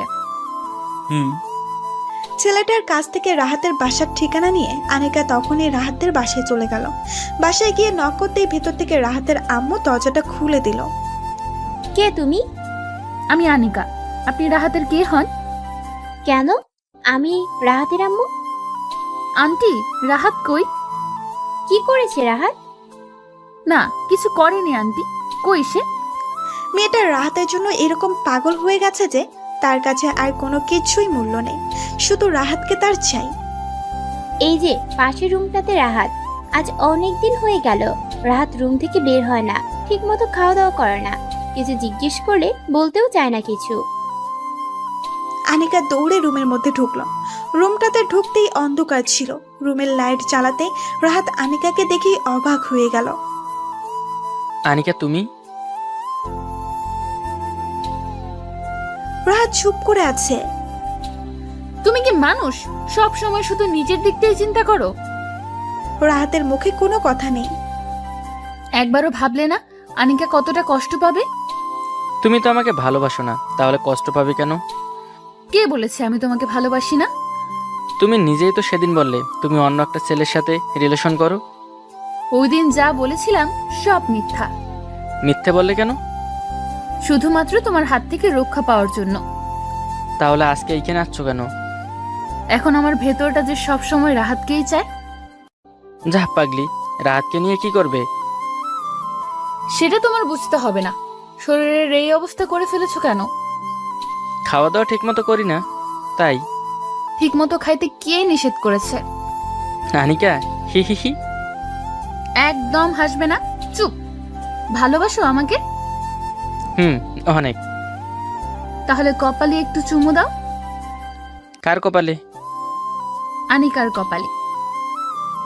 সিসি, আম্মু এসে দেখলে কি বলবে? আসবে না, তোমাকে দিতে বলছি, দাও। আরে থামলেন কেন? ভালোই তো লাগছিল, দেখি আবার শুরু করেন। এখন অনেক রাত, 1:40 AM। অবশ্য এটাকে গভীর রাত বলা যেতে পারে, যে রাতে একজন শিশু তার মায়ের আঁচল পেঁচিয়ে জড়িয়ে থাকে। দিনের আলো শেষে যখন রাতের আধার নেমে আসে, তখন নিজের মধ্যে কেমন যেন একটা অনুভূতি তৈরি হয়। মনে হয় সব ছেড়ে একা নির্জনে কোথাও গিয়ে পড়ে থাকি। কিন্তু নিজের মা ভাই বোনের কথা যখন মনে পড়ে যায়, তখন আর নিরুদ্দেশ হতে পারি না। তবে হ্যাঁ, যখন রাত নেমে আসে তখন নিজেকে নিরুদ্দেশ মনে হয়। বাসার সবার চোখে যখন ঘুম রাজ্যের ছায়ারা এসে তাদের চোখে ঘুম দিয়ে যায়, তখন আমি বাইরে বের হয়ে যাই। রাস্তার হলদে দ্বীপ দ্বীপ জলে থাকা ল্যাম্পপোস্টের বাতির নিচে হাঁটতে থাকি। কখনো গিটার নিয়ে বের হয়ে নিশ্চুপ রাতের আধারে আর চাঁদের আলোয় এই দুটো সংমিশ্রণে একা একা গুনগুন করতে থাকি। আজ আমি খালি হাতে আসিনি, আমার একাকিত্বের সঙ্গীকে নিয়ে বের হয়েছি এই রাতের বুকে। হ্যাঁ, আমার গিটারই আমার একাকিত্বের সঙ্গী। অনেকক্ষণ হাঁটাহাঁটি করে একটা চায়ের ঢঙ্গে 1 কাপ চা খেয়ে একটা সিগারেট টানতে টানতে আবার হাঁটতে লাগলাম। রাতের বেলা সাধারণত এরকম চায়ের টংগুলো অনেক রাত পর্যন্ত খোলা থাকে। আমি সিগারেট টেনে ধোঁয়াগুলো ওপরের দিকে ওই রাতের আধারের সাথে মিশিয়ে দিতে লাগলাম। একটা পর্যায়ে হাঁটতে হাঁটতে একটা গাছের বড় টুকরোতে বসলাম। জায়গাটা অনেকটা নীরব, হালকা ঠান্ডাও পড়ছে। আমি আস্তে আস্তে গিটার বাজাতে বাজাতে গাইছিলাম। আর অর্ধেক যখন গিয়ে একটু থামলাম, তখন একটা মেয়ের কণ্ঠের মতো আমায় বলল। আমি থামলাম কেন, আবার যেন গাওয়া শুরু করি। আমি একটু চমকে উঠি। এত রাতে মেয়ের কণ্ঠ আমার শ্রবণে স্পর্শ করেছে। আমি ভুল শুনলাম না তো? খানিকটা এদিক ওদিক দেখে কাউকে দেখতে পেলাম না, হয়তো মনের ভুল। এত রাতে এখানে মেয়ে আসবে কোথা থেকে? আমি যখন একটু নিশ্চুপ, কালো রাতের মতো একটু নিশ্চুপ হয়ে রইলাম, তখন আবার ওই কণ্ঠটার শব্দ শুনতে পেলাম। কি হলো, গাইছেন না যে? কণ্ঠটা মনে হয় আমার পিছন থেকে আসছে। আমি ঘাড় ফিরে তাকিয়ে দেখলাম একটা মেয়ে আমার 7 কি 8 হাত দূরে দাঁড়িয়ে আছে। গায়ে সালোয়ার কামিজের ওপরে একটা চাদর পরা। আমি একটু আশ্চর্য হলাম, এত রাতে মেয়েটা এখানে কি করে? এইভাবে তাকিয়ে আছেন কেন? নিশ্চয়ই ঘাবড়িয়ে গিয়েছেন। এত রাতে একটা মেয়ে বাইরে কি করে, তাই না? আমি কিছু না বলে এবারও একটু চুপ করে রইলাম। কি বলবো বুঝতে পারছি না। 1 পা 2 পা এগিয়ে মেয়েটি আমার সামনে এগিয়ে এসে গাছের বড় টুকরোর অপর প্রান্তে বসতে বসতে বলল, ভয় পাচ্ছেন? ভয় পাওয়ার কিছু নেই। আমি মানুষ, পেতনি না।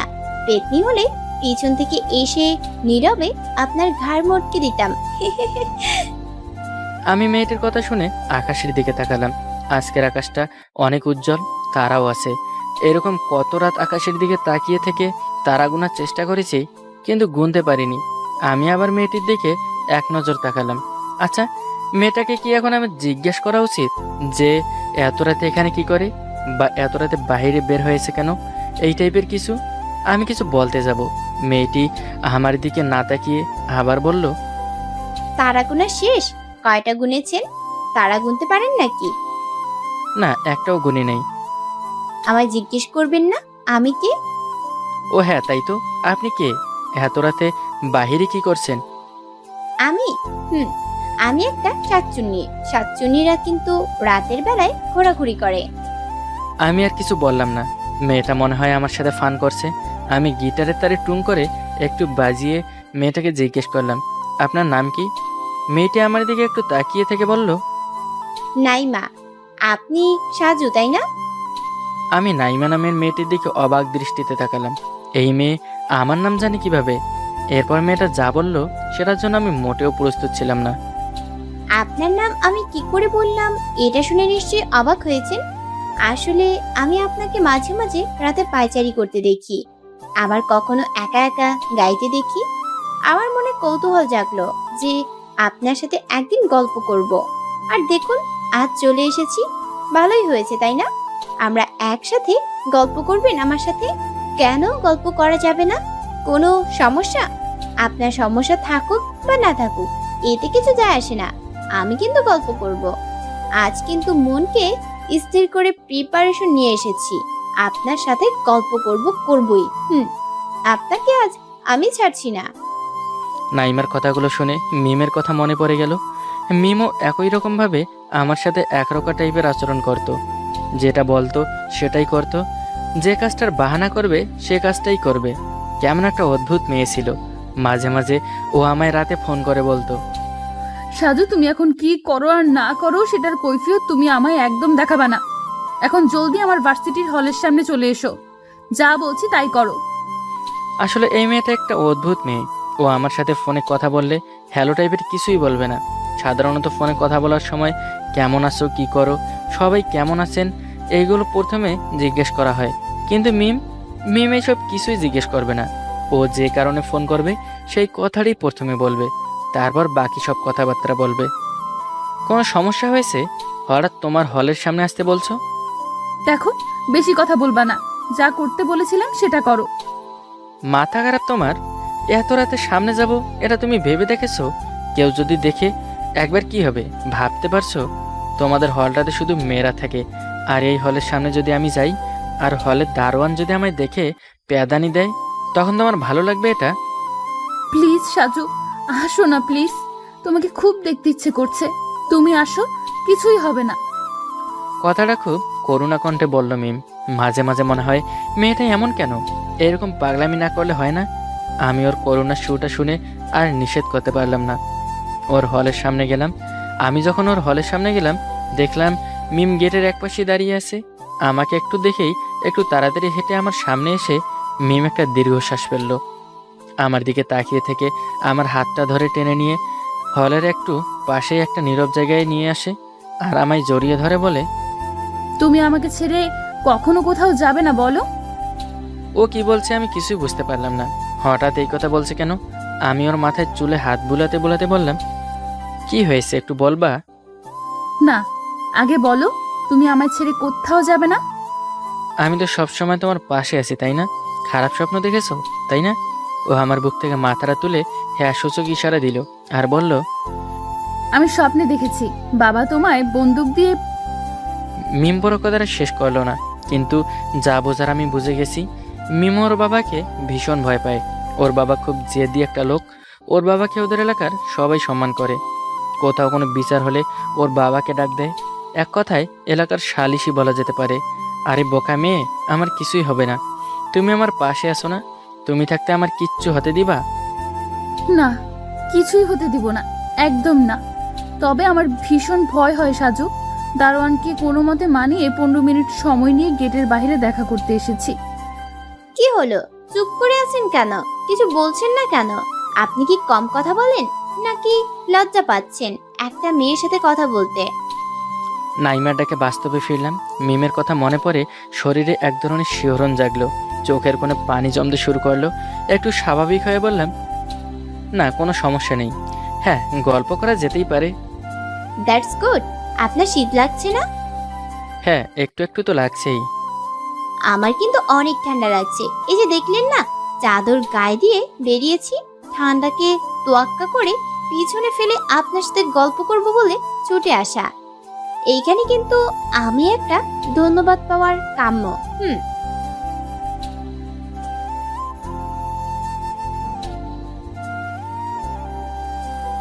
ধন্যবাদ দিব কেন? আমার সাথে গল্প করতে এসেছেন তার জন্য। অবশ্যই বুঝছি আপনি ধন্যবাদ দিবেন না, কারণ আপনি একজন কিপটুস।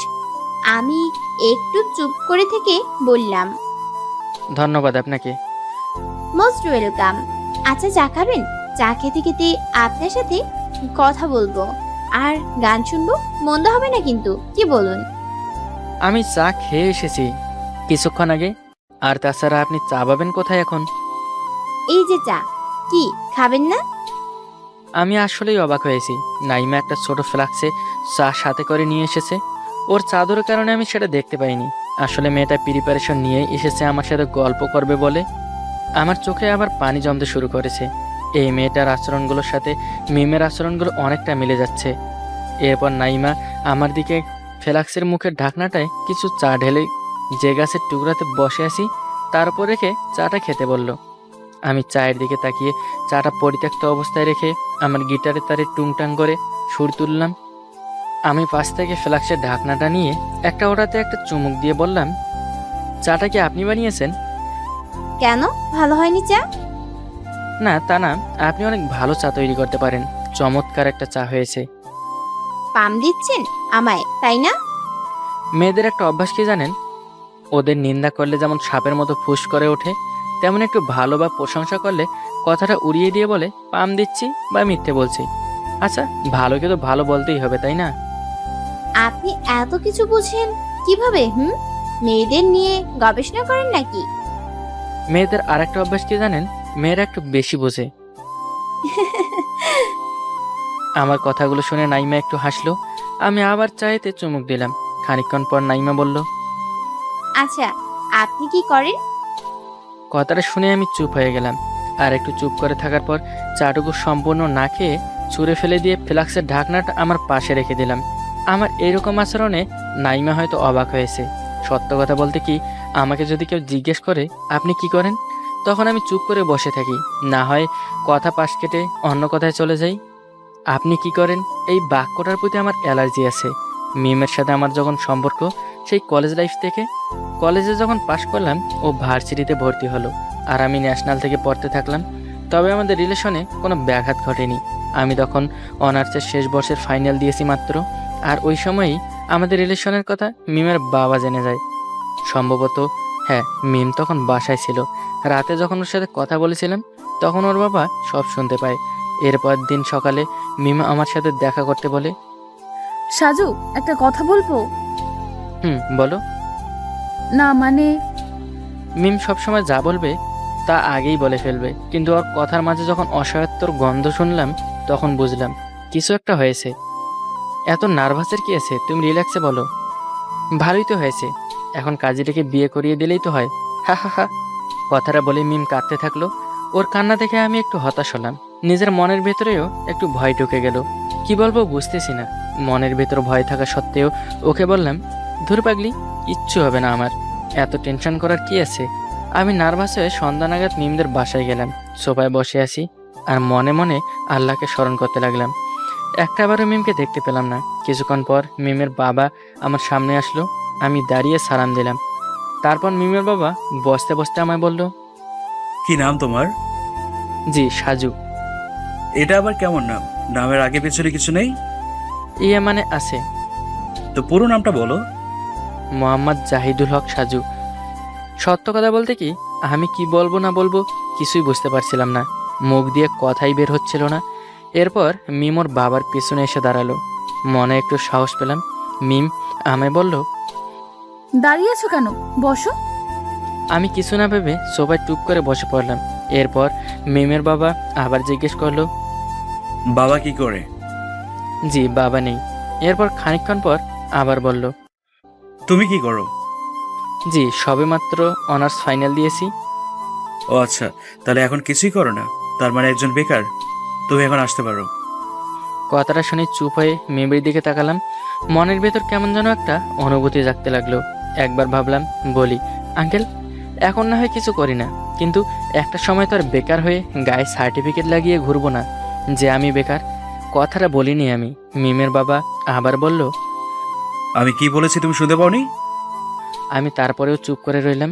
মিমের বাবার এইরকম কথা শুনে মিম বলল, বাবা, তুমি এরকম করছো কেন ওর সাথে? তুই চুপ থাক। আমি কি করব আর কি না করব আমাকে শেখাতে আসবি না। এই ছেলে, কি দেখছো তুমি? যে মেয়ে তার বাবার দিকে চোখ তুলে তাকাতে ভয় পায়, সেই মেয়ে আজ আমার চোখের দিকে তাকিয়ে মুখের উপর কথা বলে। কেন জানো? তোমার কারণে। আর তুমি এখনো তামাশা দেখছো, হ্যাঁ? আমি আর এক মুহূর্ত দেরি করলাম না। যখন ওদের বাসা থেকে বের হচ্ছিলাম তখন দেখলাম মিম কান্নার গঙ্গানি দিয়ে ওর রুমে চলে যায়। দুনিয়া বড়ই অদ্ভুত। মানুষ যখন মরে যায় তখন তার নাম হয়ে যায় লাশ। কিন্তু আমি উপলব্ধি করলাম, একটা ছেলে যদি অনার্স বা মাস্টার্স পাস করে 1 সেকেন্ড অতিক্রম পার করে ফেলে তখন তাকে বেকার বলা হয়। কেউ যদি ওই ছেলেটাকে তৎক্ষণাৎ জিজ্ঞেস করে, কি করো তুমি, নিশ্চয়ই ছেলেটা উত্তর দিবে, সবেমাত্র পাশ করেছি। তার মানে দাঁড়ায় ছেলেটা এখন কিছু করে না, ছেলেটা এখন একজন বেকার। কিন্তু ছেলেটা কি আজীবন বেকার হয়ে থাকবে? বেকার শব্দটা শুধুমাত্র ছেলেদের জন্যই প্রযোজ্য। কি আশ্চর্য, চা ফেলে দিলেন কেন? চমৎকার হলে কি কেউ কিছু ফেলে দেয়? আমি নাইমার কথায় আবার বাস্তবে ফিরলাম। সেদিনের পর থেকে মিমের সাথে বহুবার দেখা করতে চেয়েছি, যোগাযোগ করতে চেয়েছি, পারিনি। একবার ভাবলাম পালিয়ে দুজন কোথাও চলে যাব। পরে আবার ভাবলাম আমার কারণে কেন মিম ওর বাবা মার কাছ থেকে আলাদা হবে। আরও চিন্তা আসতে লাগলো, ওর বাবা যদি আমাদের বাসায় চাপ সৃষ্টি করে তাহলে কি হবে। একবার তা বুঝতে পারলাম। তারপর আমি বাসার ছোট ছেলে মনে হতে লাগলো। একটা বড় পাথর বুকে চাপা পড়েছে। এর 2-3 মাস পরেই মিমের বিয়ে হয়ে যায়। মূলত আমার উপর জিদ করেই ওর বাবা এই কাজটি করে। আমি কিছুই করতে পারিনি। কী বা করার ছিল আমার চুপ থাকা দেখে নাইমা আবার বলল, এরকম কেন করলেন? আমি গিটারের তারে টুং করে একটু বাজিয়ে বললাম, কিছু মনে করবেন না, আপনার চা কিন্তু চমৎকার হয়েছে, কিন্তু একটা উড়ন্ত ছোট গুড়ি গুড়ি পোকা আছে না, ওটা চায়ে পড়েছে, তাই ফেলে দিয়েছি। যদিও আমি কথাটা মিথ্যে বলেছি। নাইমা আবার জিজ্ঞেস করলো, কই বললেন না তো, আপনি কি করেন? এটা জানে কি এতই জরুরি? ঘাস চিনেন? ঘাস, ঘোড়ার ঘাস কাটি। আপনি তো অনেক ফাজিল, বলেন কি করেন? চাকরি করি একটা কোম্পানিতে। আর কিছু জানতে চাইন না? অনেক রাত হয়েছে, গল্প করা হয়েছে, বাসায় চলে যান। এত রাতে মেয়েদের বাইরে থাকা মানায় না।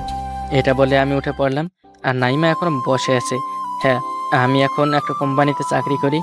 আমি বেকার না, সারাদিন অফিসের কাজ নিয়ে ব্যস্ত থাকি আর রাতে আধারে মাঝে মাঝে নিজেকে তলিয়ে দেই।